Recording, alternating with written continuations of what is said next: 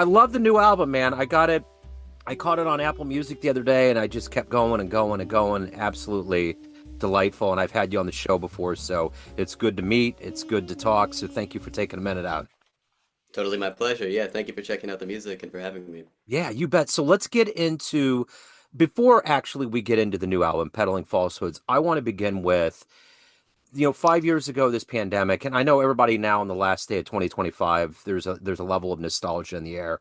But ultimately, 5 years ago, this pandemic created so many things that changed so much for all of us. How did you get through that era, and how did it infuse the way that you create and do things today? Yeah, that's interesting. I mean, yeah, I can remember where everything shut down. And I started teaching online. That was the very first time I had done anything like that. And I was thinking about this recently. It's funny that technology was always there. Like we Yeah, could always sort of collaborate remotely and teach lessons and everything. But personally, I never did that until I was forced to, you know? yeah, So like, during the pandemic, I really missed making music with people. It was like very, very hard to let go of that, of course. But in a way, it at least opened up my mind a little bit to say, like, okay, well, my collaborations can be a little further reaching than I thought they could before. I can have students from all over the place. I can have internet friends. And when the world does reopen, we can kind of like get back to making music the proper way, yeah. you know? Yeah. And I did a whole lot of practicing during that time and wrote some of the music that's on the record, actually. The one thing that I heard, there was several themes that were happening with musicians I was talking to, and I really ramped up the amount of interviews I had. Hmm. And there was this idea that when musicians came back, they would have more control over live shows, maybe getting paid more, or even with recordings, there would be a better level of them kind of harnessing that power. Do you feel like there's been some good changes since living through that? I was thinking about that. I'm not so sure. I mean, I'm definitely working more than ever now, so I'll say that. I feel like definitely coming out of the pandemic and also just with the rise of like AI slop on the social media and terrible music on the radio and everything, people are really hungry for like a live music experience. So I'm working all the time, mostly in Montreal these days, which, I'm sure we'll get to. I'm kind of enjoying just like spending time in the city and really being local for a change because I spent a lot of time traveling and I've never really had a strong home base. But yeah, so I don't know if it's changed too much, too many things on a deep level. But what I will say is that people are very hungry for a live music experience, and I seem to be providing a lot of those. Yeah. So talk to me about Peddling Falsehoods. It's such a wonderful album, start to finish. What was your vision? What were you going for with this album? Thank you. I mean, yeah, I spent most of this year living in New York.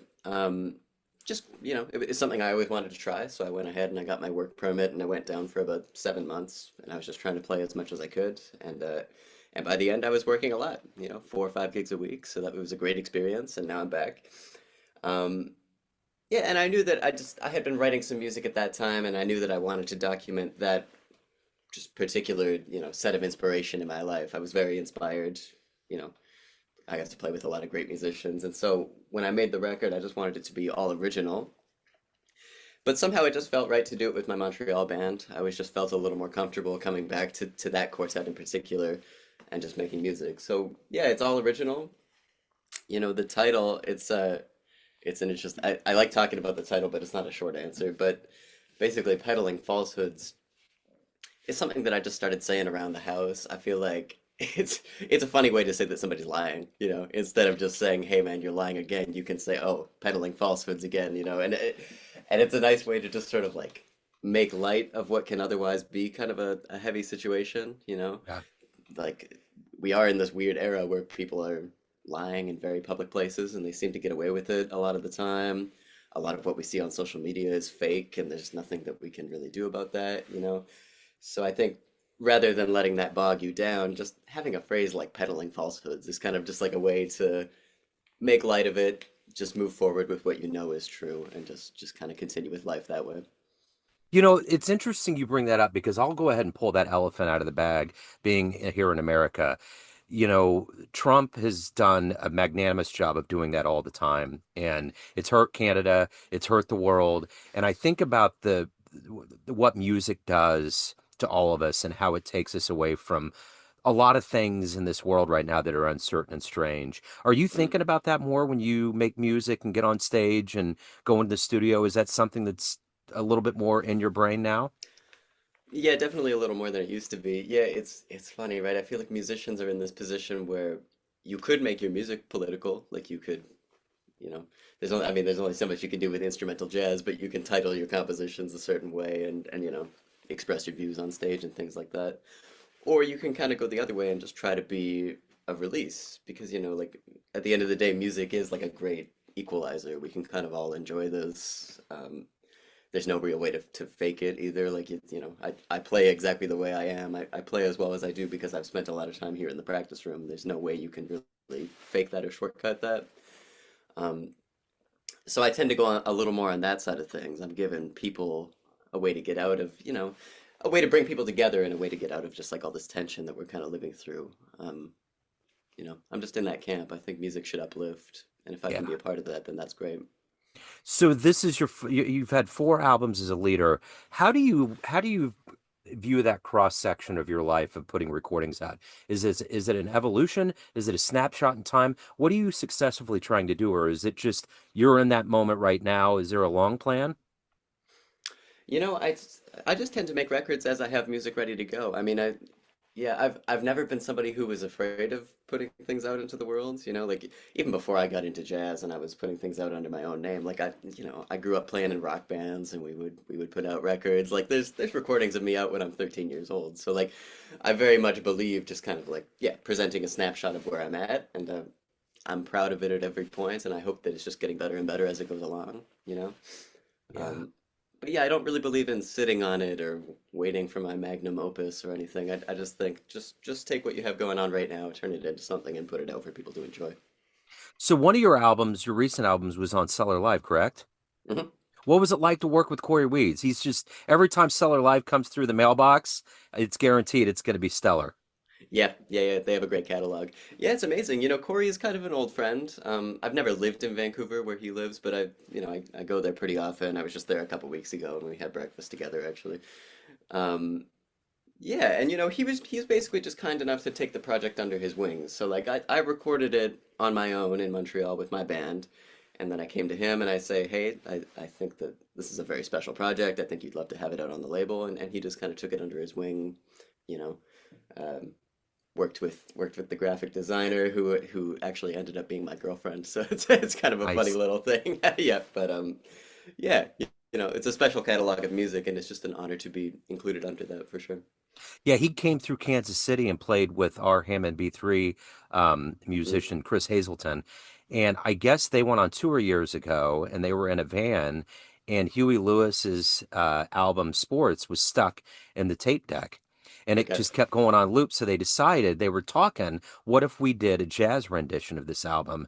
And it took them, I think, 16 years to do it. And they finally did it and they presented it on stage and they're going to record it. So it's really cool. But Corey just has always been such an ambassador, not only in Canada, but around the jazz world of just putting out quality stuff, supporting everybody. So it was great to finally meet him in person and see him in action, man. He's stellar. He's good, really Yeah, good. he's the best. And when I was in New York and people heard that I was from Canada, that's always the knee-jerk reaction is, "Oh, do Yeah. you know Corey Weeds?" Uh-huh. Yeah, yeah, Yep. very well connected. Yeah, a great ambassador for the music, as you said. He's the king of Canada. So let me ask you this. How did this journey begin for you into the music? What was it always going to be music for you? Yeah, I mean, like I started playing the drums when I was 10 years old. I recall going to like a high school rendition of a Shakespeare play, and this play had a live band that was accompanying, like almost as if it were a silent movie or something. I wish I remembered like a little clearer exactly what they were doing, but it sounds kind of weird looking back at it. I'm not really sure why there was a band, but anyway, my eyes were glued on the drummer. My mom picked up on that. We got a little $100 drum set off of Craigslist, and I just kind of like set them up in the garage. And I had some CDs, Canadian classics. I had Nickelback and Blue Rodeo, and my father had some Led Zeppelin records and things like that. And I would just try to, pick it up as I could. So like, I always loved it, and I was always serious about it. And then it just kind of like fell into my lap, I guess. I mean, I started to get better and better. I started to get paying gigs, and I've never really had to do anything except for that, except for a couple of part-time jobs when I was younger.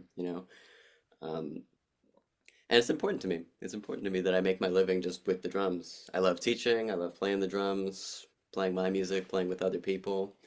Yeah, it's just been a progression, and I feel very fortunate that I found the thing that I feel that connected to so early. So, who were some jazz drummers that you emulated and looked up to?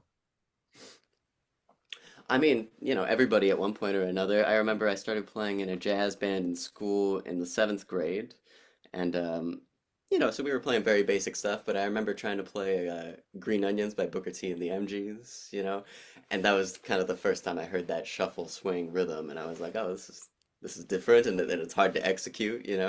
Yeah. And then I just kind of went down the rabbit hole. I remember finding "Moanin'" by Art Blakey, which is another killing shuffle. I guess I came into it through the blues and through shuffles in a way. Um, and then I remember finding "Moanin'" by Charles Mingus and realizing, oh, well, this isn't the same song. This is totally different. What's going on here? And then who's in that band? So yeah, get it just like through the internet, through YouTube rabbit holes, I like to say, and just I've always been interested by like when it was recorded, where it was recorded, who's on the record. Yeah. Even when I was a kid and these names didn't really mean anything to me, just kind of like putting together my personal database. Yeah. And then I can be like, well, what else did Art Blakey do? What else did Danny Richmond do with Charles Mingus? And I'm still doing that. The one thing about Art Blakey was that not only was he a stellar player, but there was a level of education that was in him. He taught all the time. And you've been around a little while, and you've been around some heavy hitters, some Hmm. legends and luminaries. We were talking about Corey Weeds. What have you gleaned from these masters, these veterans that have been in the game a long time, that you've taken and use when you teach and educate, whether it's directly in the classroom or it's on the bandstand with younger players? What do you try to impart? Man, so much. But I think the biggest thing, the thing that's been the most impactful for me is just when masters are generous with their time.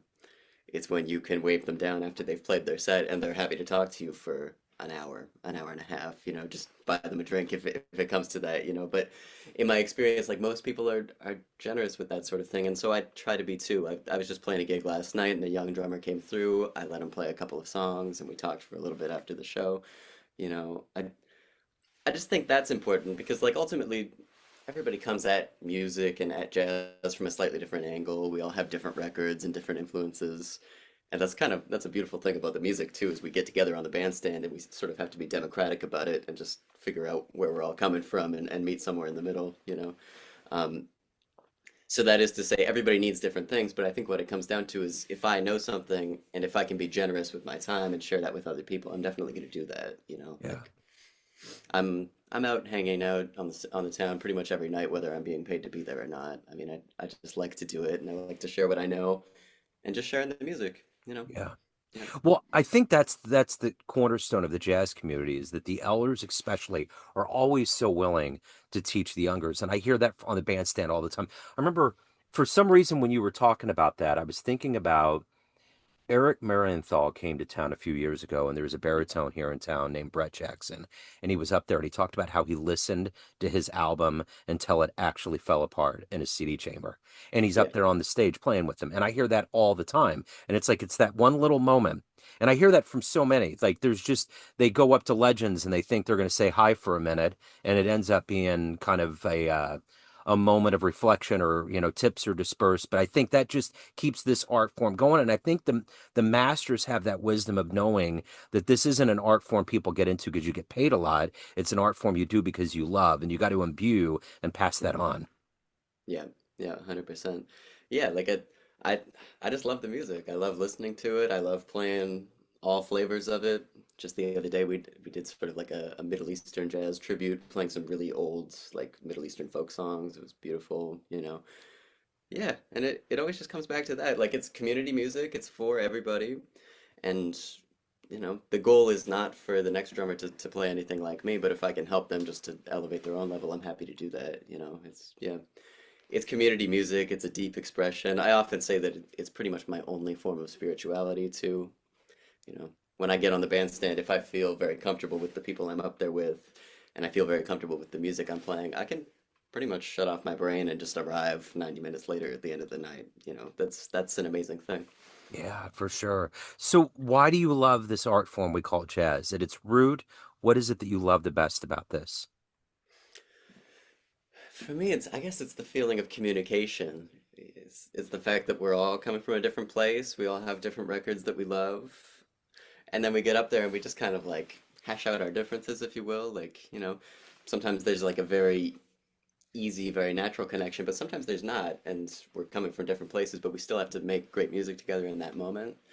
Um, it's just so deep, like if you can get off of a great set of music and feel like you really know somebody, even if you've never actually shared a word.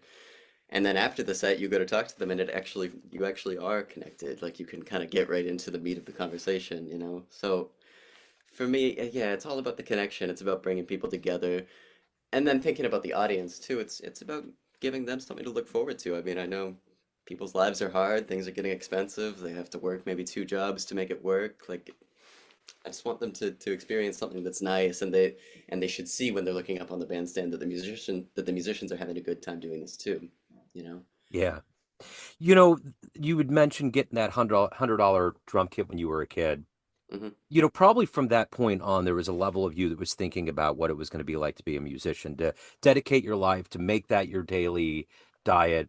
What has been the difference between the dream and this idea of what you thought being a musician was and actually living the life of being a musician? What's the space in between those two worlds? Oh, that's interesting. Yeah, I mean, I feel like when you're young and you think about being a musician, like success looks like maybe being on the road all the time and playing in these big stadiums or whatever. And I feel like we have like a simplified notion of what that means. Like one day you'll just get the tour and you'll just be on the road for a year. It's like, well, no, that's not really how that works, especially playing jazz. Like every club booking has a story. I know all the club owners, if I'm working with local musicians, I have to kind of like know the local scene a little bit and hire them. Like every single night has a story. And so booking a tour is a lot of work. Um, and it's something I like doing, but I would say if anything, that's the difference. Like it's all a lot more personal than you'd think. It's the Yeah. people like I feel like people forget like if the dream is to play with such and such artist, like you have to know them, that person would end up being your friend. You spend time with them, you hang out, especially if you're on the road. 90% of the time is not playing music, it's just hanging out with each other. So yeah, I think just to recognize that it's all people, it's all the Yeah. people that you know. Yeah, it's a lot more intimate, I would say, than I expected it would be. So, other than that first show, was there another live show, a live jazz show that you saw that blew you away that made you think, I really want to be up there and I want to do that one day? Was there a show, a band, a moment that you had other than that? I mean, there's been a bunch over the years.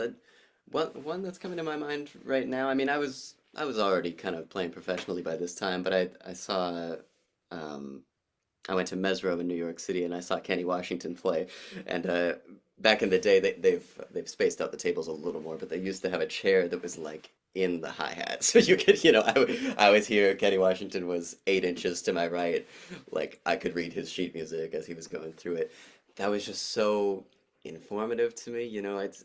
Especially somebody like that. I feel like you can hear the whole history of the Uh-huh. music in the way that he plays that rod cymbal. You could hear Eddie Lockjaw Davis, and you can hear Betty Carter, and it's all kind of embedded into his playing, which is just also something that's special about the music. I feel like you can hear depth, and there's no limit to depth. It can always keep getting deeper.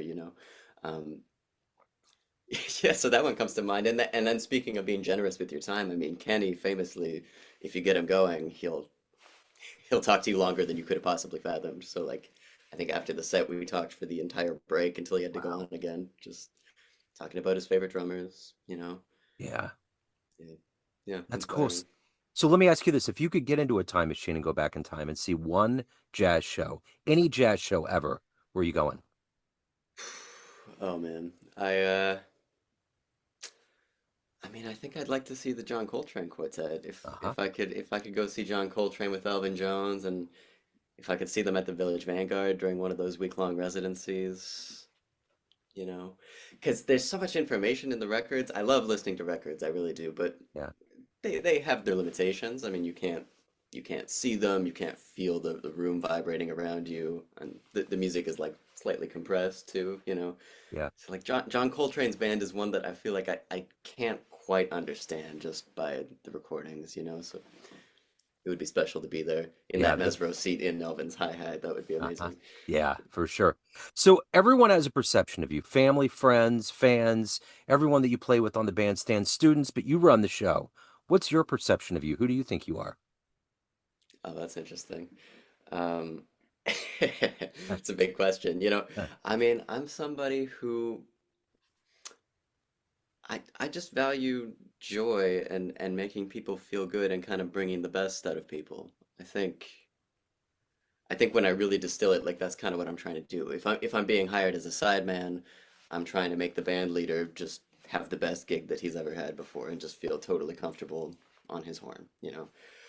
If I'm leading a band, I'm trying to, I want to make it clear that I'm the band leader and that it's my music, but I want everybody to have a good time. I want, the audience to feel very comfortable, to just, yeah, just to have a very good time. And when I'm teaching lessons too, it's like I'm trying to make students play better, of course, but I'm also trying to make them feel better about themselves. Yeah. Like, I think we've all had some tough teachers, and like sometimes teachers can make you feel horrible. And if you're strong enough to come out the other end, then sometimes there's some good that can come from that. But I believe in telling people the honest truth, but also just kind of like elevating and lifting people up along the way. So, you know, joy is very important for me. As I mentioned before, like life is hard and people have to work a lot. So, and when people come to me, it's at the end of the day, it's because they're hoping for joy. They're hoping for some sort of boost in their life. So it's important. I'm a happy dude. I smile a lot.